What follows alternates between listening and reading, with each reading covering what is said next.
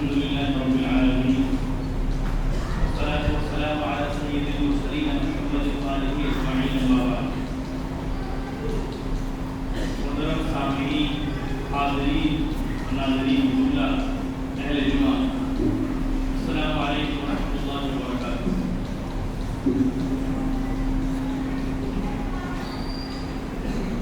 اللہ تبارک و تعالیٰ کا بڑا احسان عظیم ہے اور اس کا فضل ہے کہ اپنے زندگی کے چند دن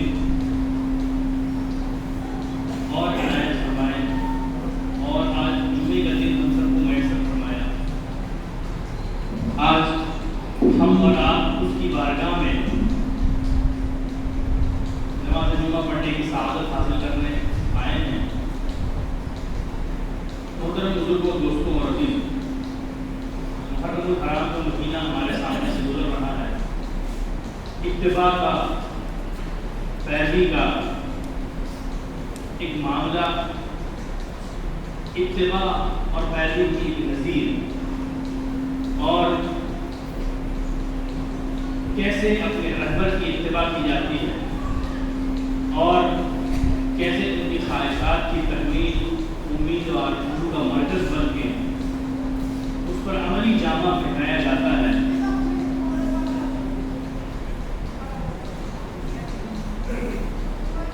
یہ حضرت امام حسین رضی اللہ تعالیٰ عنہ اور ان کے تمام اصحاب نے یہ کر کے بتایا اور ہمیں یہ سکھایا.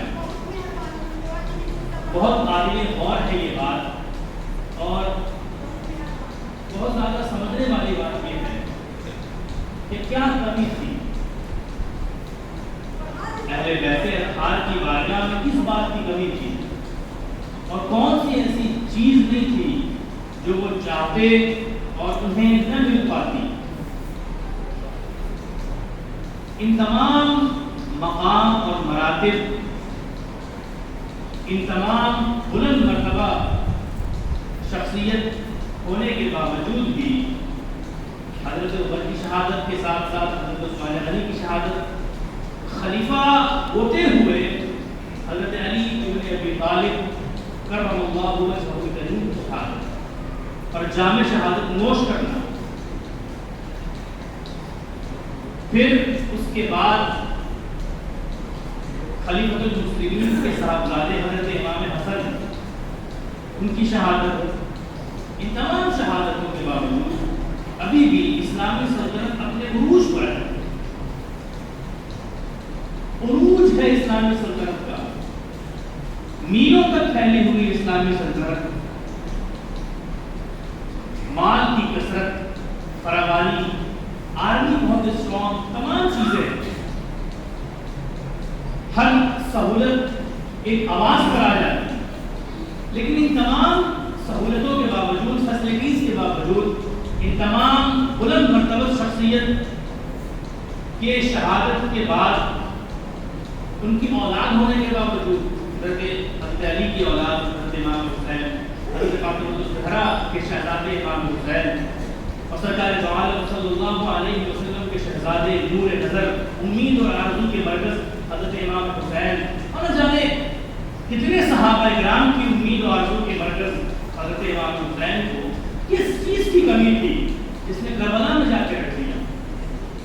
کربلا جانے کی ضرورت کیا تھی؟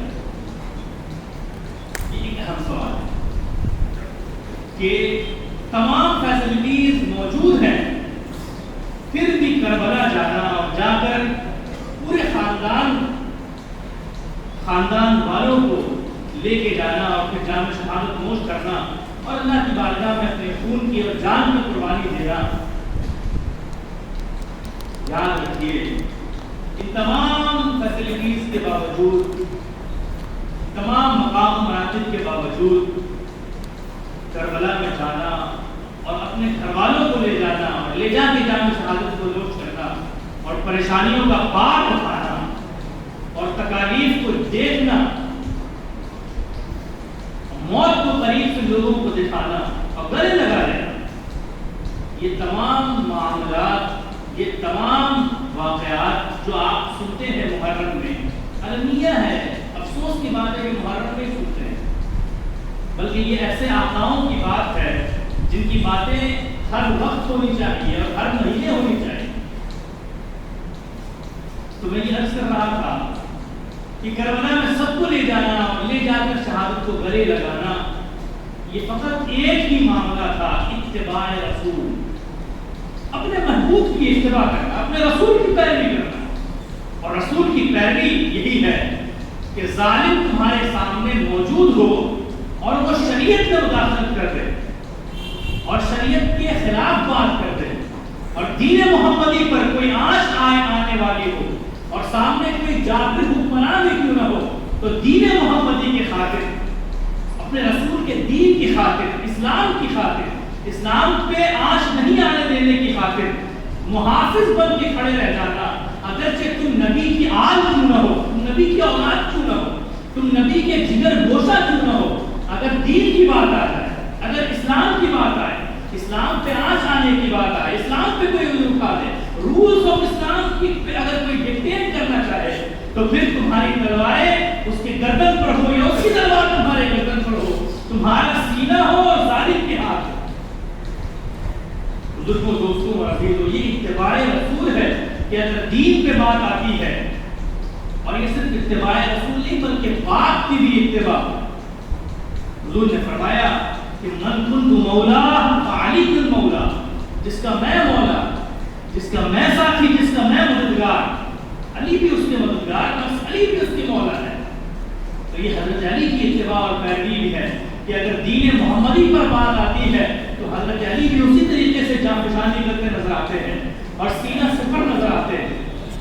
اسی کی اتباع کرتے ہوئے حضرت امام حسین تمام مقام و مراتب کے باوجود، ہر فیسلٹیز ہونے کے باوجود کربلا جاتے ہیں اور یزید کی اس یزیدی فتنے کے سامنے کھڑے ہو جاتے ہیں کہ جب یزید نے شریعت میں مداخلت کی، ماں سے نکاح کرنے کو جائز کہا، بعض روایتوں کے مطابق شراب پینا اور اس کے حرم میں نازیبہ حرکتوں کا واقع ہونا، یہ تمام چیزیں جو روایتوں میں آپ سنتے ہیں اور پڑھتے ہیں. اس کی طوفان بدتمیزی، مسجد نبوی میں 3 دن تک گھوڑے بندھے رہے، نمازیں نہیں ہوئی، نمازیں معطل رہی، کعبے پر منجنیق کے ذریعے توپوں کی بارش ہوئی، غلاف کعبہ جل گیا. یہ ساری جو طوفان بدتمیزی اٹھا کے رکھی تھی، یہ تمام چیزوں کو حضرت امام حسین کی نظر نے دیکھ لیا. اسی لیے ظالم کے سامنے کھڑے ہونا یہ حسینیت ہے، اور ظالم کے سامنے دب جانا اور اپنی جان بچا کے بھاگ جانا یہ یزیدیت ہے. حضرت علی کے بارے میں نے آپ کو کہا، کون حضرت علی؟ کون ہے حضرت علی؟ حضرت علی حضرت امام حسین کے والد گرامی، حضرت امام حسین کی والدہ سیدہ فاطمہ الزہرا. سیدہ فاطمہ کے بارے میں آپ کو بتاؤں، حضرت سیدہ فاطمہ الزہرا وہ ہے، حضرت عمر فرماتے ہیں کوئی معمولی، کوئی اور راوی نہیں ہے، کوئی کم مرتبے کا راوی نہیں ہے، بلند مرتبہ شخص ہے یہ حضرت عمر. حضرت عمر نے فرمایا کہ میں اللہ کے رسول کے پاس بیٹھا تھا مسجد نبوی، ہم لوگ محب گفتگو تھے، حضور مجھ سے گفتگو فرما رہے ہیں، میں حضور کو دیکھ رہا تھا، حضور مجھے دیکھ رہے ہیں، ہم محب گفتگو تھے.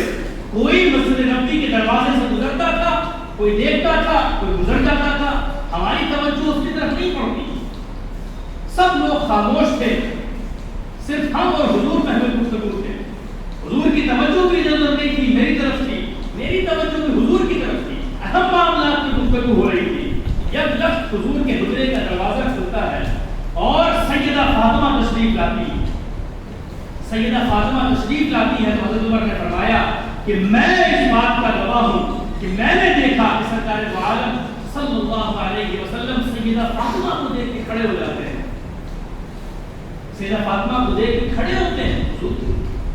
کسی نے تصور کیا کہ کوئی ساری دنیا بیٹھی ہو، حضور آ جائے، سب کھڑے ہوں گے، پھر کوئی کتنا بڑا ولی کیوں نہ ہو، جنت قدر صحابی کیوں نہ ہو، کوئی کتنے بلند مقام، حالانکہ تمام انبیاء بھی کیوں نہ ہو، حضور آ جائے، کھڑے ہونا پڑے گا.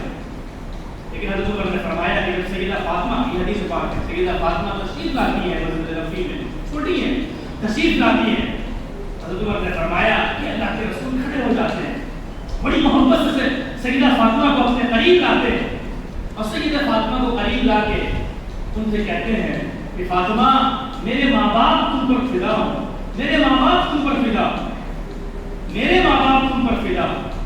حضور نے کبھی سارے صحابہ حضور کی بارگاہ میں آتے اور آ کے کہتے السلام علیکم یا رسول اللہ فداک امی و ابی۔ کچھ کہنے سے پہلے، کچھ لفظ گشائی کرنے سے پہلے ہر کوئی آتا حضور کی بارگاہ میں کہتا ہے اللہ کے رسول آپ پر صلاۃ و سلام ہو، میرے ماں باپ آپ پر فدا ہوں، سب کو یاد کہتا۔ لیکن سرکار دو عالم صلی اللہ علیہ وسلم کسی کو یہ نہیں کہتے کہ ہاں میرے ماں باپ پہ تم پر نہیں۔ حضور کا یہ حق ہے کہ سب کے ماں باپ حضور پر فدا ہو گئے، حضور کا یہ حق ہے ہم پہ، حضور نے کسی کے جواب میں نہیں کہا۔ لیکن جب سیدہ فاطمہ الزہرا آتی ہیں تو مقام دیکھیے، مرتبہ دیکھیے۔ ہم یوں ہی اہل بیت پر اپنی جانیں فدا نہیں کرتے۔ صحابہ کرام نے کربلا میں، تابعین نے کربلا میں یوں ہی صحابہ کرام پر اپنی جانیں فدا تو نہیں کر دی نا سر۔ حضور نے فرمایا فاطمہ، حضور نے کسی کے لیے نہیں کہا، ساتھ نبی وقاص کے لیے ایک مرتبہ فرمایا، اس کے بعد صرف اگر کسی کے لیے حضور نے یہ کہا کہ میرے ماں باپ کو پر فدا ہو تو سیدہ فاطمہ الزہرا۔ اب یہ سیدہ فاطمہ کی بات، اب دیکھیے اتباع کس، میں نے کہا کہ حضرت امام حسین کا کربلا میں جانا اور دین کی حفاظت کرنا، رولز ریگولیشن حدود اسلامی اگر کوئی پھلانتا ہے، کوئی تجاوز پار کرتا ہے، اس پر کیسے قدم لگائی جاتی ہے، اس کو کیسے کیوں روکنا چاہیے، اتباع رسول ہے۔ تو میں اتباع کی بات کر رہا تھا۔ دیکھیے اتباع کیسے ہوتی، اتباع کسے کہتے ہیں۔ سیدہ فاطمہ الزہرا کے بارے میں حضور نے فرمایا تھا کہ میرے ماں باپ تم پر فدا ہوں، تو وہ سیدہ فاطمہ الزہرا ہیں۔ آپ اپنے گھر میں تشریف فرما ہے، دروازے پر دستک ہوتی ہے، ایک فقیر آتا ہے، ایک درویش آتا ہے۔ یہ واقعہ ممکن ہے کہ آپ میں سے بہت کم لوگوں نے سنا ہوگا، اس واقعے کو سنیے۔ دیکھیے اتباع کسے کہتے ہیں، اور کیا اہل بیت کی شان اگر بلند ہے تو ان کا اخلاق اور کردار بھی کتنا بلند ہے۔ کسی کا کوئی بڑا یوں بھی نہیں ہوتا، کوئی کچھ کوالٹیز ہوتی، کوئی کمال اندر میں پنہا ہوتا ہے جسے دیکھنے کی ضرورت ہے۔ سیدہ اپنے گھر میں موجود ہیں، دروازے پہ دستک ہوتی ہے فقیر کی کہ مائی کچھ کھانے کو ہے، کچھ عطا کرنے کو ہے، کچھ دینے کے ہے، دے دیجیے۔ سب کو پتا تھا کہ آل نبی کا در ہے، یہاں جائیں گے تو خالی ہاتھ واپس نہیں آئیں گے، اور جاتے بھی تھے تو کبھی خالی واپس نہیں آتے تھے۔ تو حضرت علی کا مکان تھا، سیدہ فاطمہ اور تشریف فرما تھی، بغل میں خادمہ تھی، دستک ہوئی، مانگنے والا آیا، اس نے ہاتھ پھیلایا، اللہ کے نام پہ دے دیجیے۔ سیدہ نے خادمہ کو کہا کہ دیکھو اگر کوئی دینے والی چیز ہے تو لاؤ، اس کو دے دیا جائے۔ خادمہ نے کہا کہ کوئی ایسی کوئی چیز نہیں ہے جسے بانٹا جائے، دیا جائے، بالکل خالی ہے معاملہ۔ سیدہ نے پھر دوبارہ دستک ہوئی، سیدہ نے کہا کہ دیکھو کچھ ہے، اگر کچھ بھی ہے تو لے کے آؤ۔ خادمہ نے پھر کہا کہ کچھ بھی نہیں ہے دینے کے لیے۔ سیدہ نے تیسری مرتبہ کہا کہ کچھ ہے تو تلاش کرو اور تلاش کر کے لے آؤ، تاکہ لوگ یہ نہ کہیں کہ آل نبی کی بارگاہ میں گئے تھے، در پہ گئے تھے اور خالی ہاتھ اور بھوکے واپس آئے۔ تو دوبارہ تیسری مرتبہ جب خادمہ نے کہا کہ کچھ بھی نہیں ہے دینے کے لیے، سیدہ نے اپنی چادر اتاری، جذبہ دیکھیے، اپنی چادر اتاری اور چادر کو اتار کر اس کو موڑ دیا، اور موڑنے کے بعد اس کے اوپر ایک اور چادر ڈال دی اور خادمہ کے ہاتھ میں دیا اور دے کے کہا کہ جاؤ میری یہ چادر فلاں یہودی کے پاس لے کے جانا اور جا کے کہنا کہ تم اس چادر کو خرید لو اور اس کے عوض اگر کچھ جو مل جائے، گیہوں مل جائے تو مجھے دے دو۔ یعنی کہ بیع ایک ڈیل کیا کہ یہ چادر تم خرید لو، عوض میں مجھے جو دے دو۔ جس کی چادر کو نہ جبرائیل نے دیکھا ہو اور جن کے کپڑوں کو نہ آسمان نے دیکھا ہے نہ سورج نے دیکھا ہے، آج وہ اپنا چادر فروخت کر رہی، کس لیے فروخت کر رہی؟ اسی کو تو اتباع کہتے ہیں۔ اپنی چادر اوڑھی ہوئی چادر کو بیچ دینا، جو کہ چند ذرات کے لیے اور گیہوں کے لیے، کس لیے؟ بزرگوں، دوستوں اور عزیزوں، یہ اتباع رسول ہے کہ اگر کوئی بھوکا سامنے نظر آ جائے تو اپنی چادر کو بیچ دو، لیکن اس کا پیٹ بھرنے میں کبھی بھی پسو پیش نہ کرو۔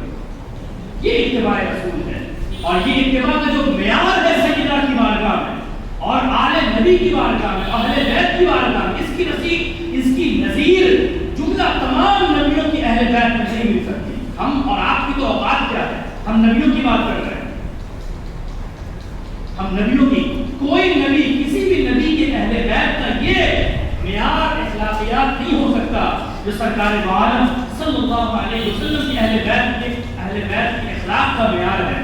وہ خاندان بھی بلند، وہ بارگاہ بھی بلند ہے، وہ خاندان بھی بلند ہے، وہ تمام آل بھی بلند مقام والے ہیں۔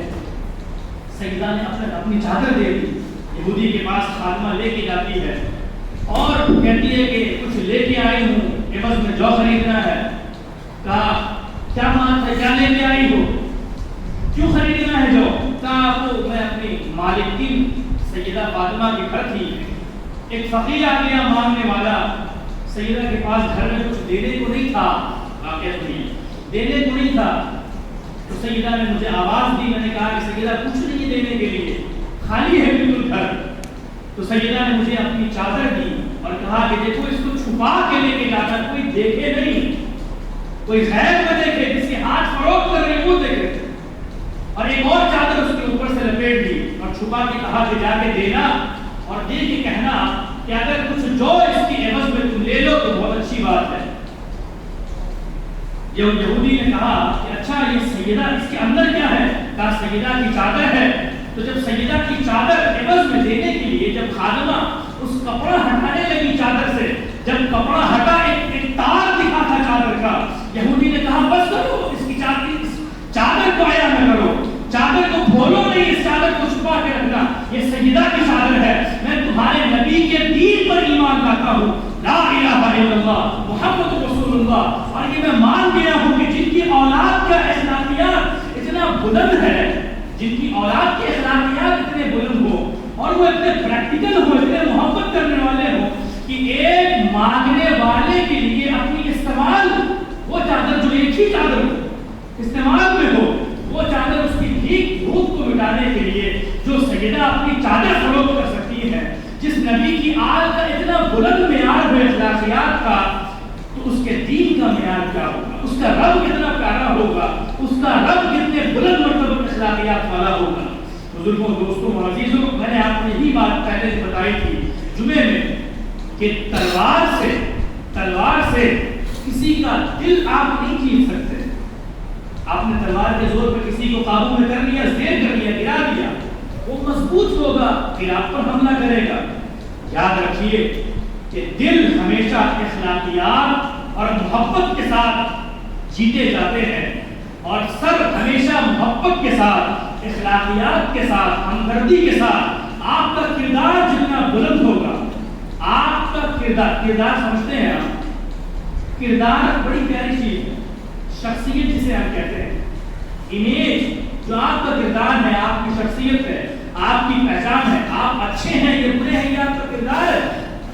تو اگر آپ کا کردار بلند مرتبہ ہوگا، آپ صاحب اخلاق ہوں گے، ہنس کے ملنے والے، لوگوں کی مدد کرنے والے، اخلاقیات بلند ہوگی آپ کی، تو جب دوسرے آپ سے ملیں گے تو آپ کو کہیں گے دیکھو مسلمان ایسا ہوتا ہے جس کا اخلاق اتنا بلند ہوتا ہے۔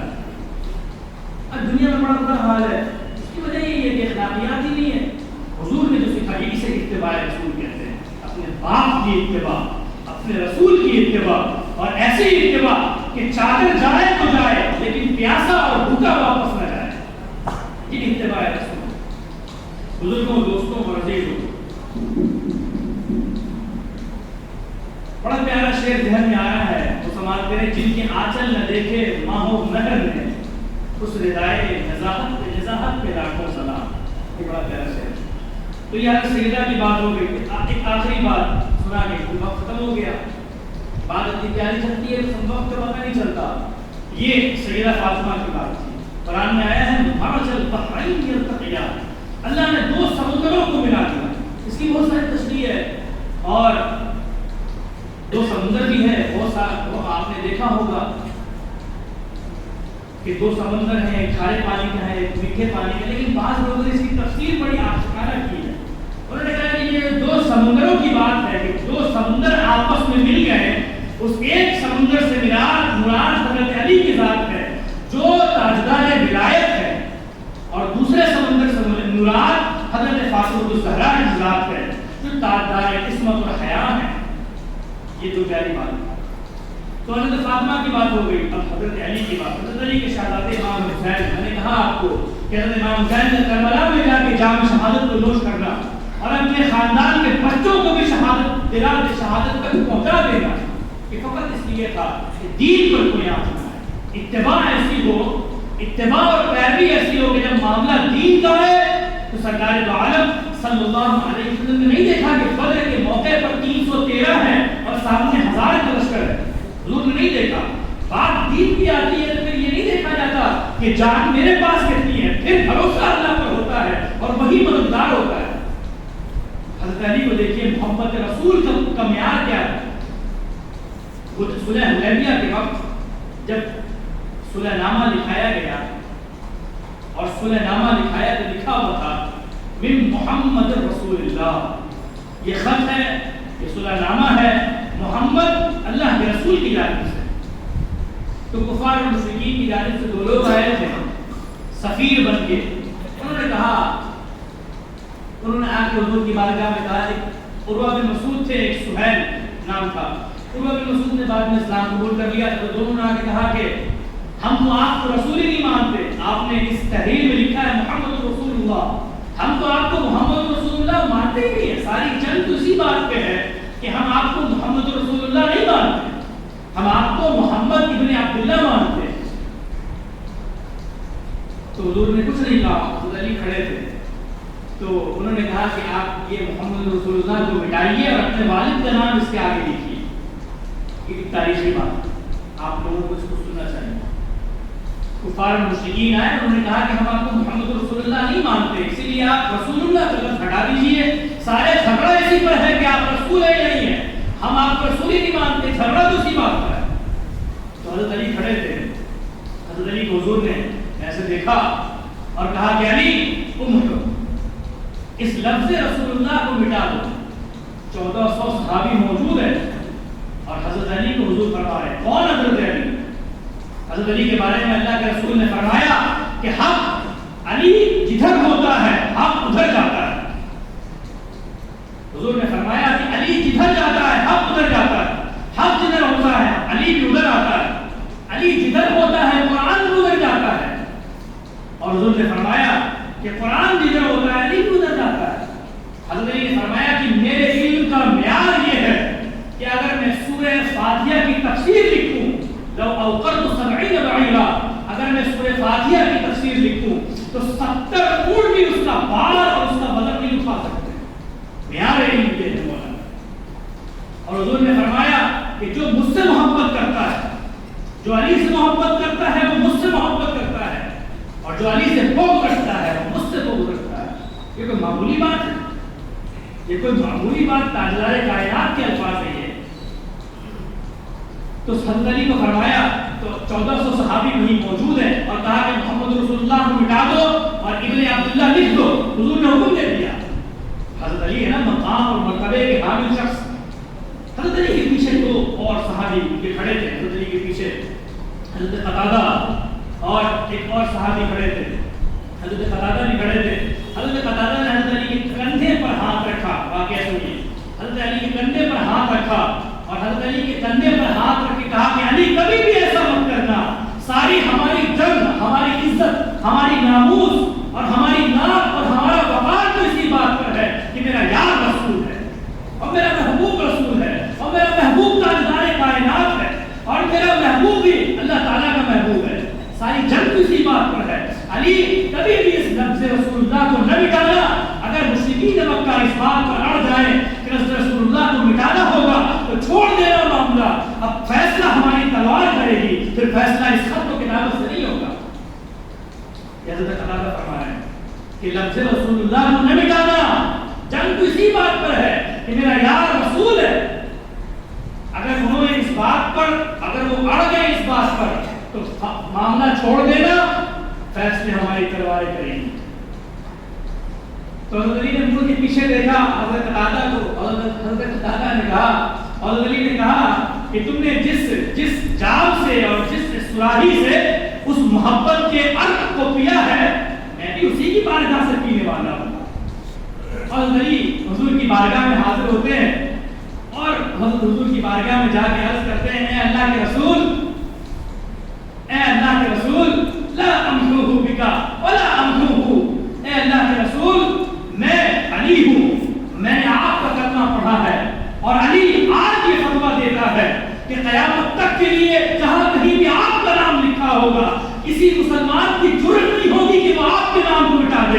یہ علی کا فتویٰ ہے، چاہے میں ہوں چاہے قیامت تک کوئی بھی شخص ہو، اگر وہ مسلمان ہوگا اور مسلمانیت کا ذرہ دل میں موجود ہوگا تو آپ کا نام مٹانے کی اس کے اندر جرأت نہیں ہوگی کہ چاہے کہ میں مٹا دوں۔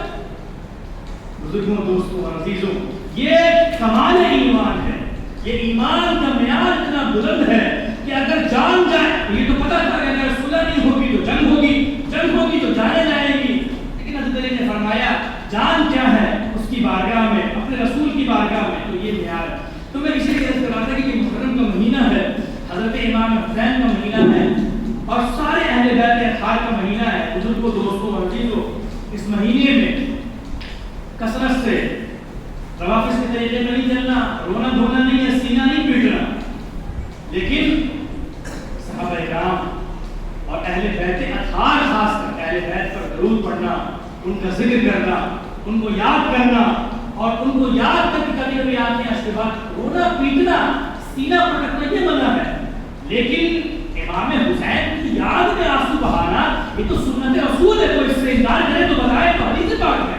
حضور نے بارہا جب حضرت امام حسین کی شہادت کا ذکر کیا، آنکھیں اشکبار ہو گئی، آنکھوں کا اشکبار ہونا یاد حسین میں یہ سنت رسول ہے، اور سر پیٹنا، سینہ پیٹنا یہ فسق و فجور ہے۔